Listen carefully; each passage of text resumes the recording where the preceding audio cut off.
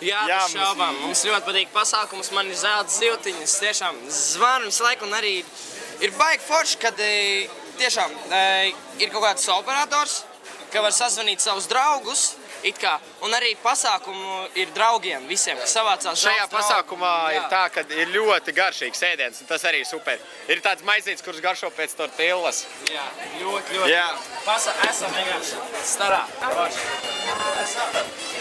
Esat lasījuši? Es esmu izlasījis 5 lapspuses. Un tad iznāca filmu. Es tiku līdz pusei, un man ar to pietika. Es grāmatu neesmu lasījis, bet, man draudz ir lasījuši visas 4 grāmatas. Es ļoti gribētu būt Roberts Pattinsons. Roberts Pattinsons man patika, jo viņš ir pirmkārt ļoti labs mūziķis.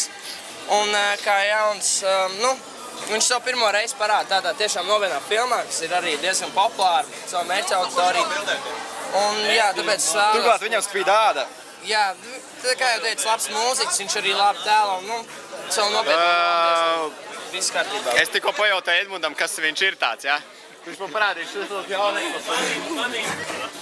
Es gribētu būt, viņš nopietni. Bet no vienas puses es dzirdēju, ka viņam esot baigās problēmas ar faniem, ka viņš ielā nevar iziet pilnīgi, ka viņam skrien virsū un drēbes pēc mazliet. Ir zinām līdzi. Tāpēc es nevēlētos Roberts Pattinsons. Krēslā!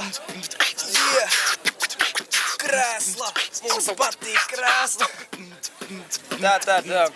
Šovakar mēs esam savākušies šeit uz krēslas pirmizrādi, un mēs esam grupa Peru. Skatīsimies filmu, un tad jau redzēsim.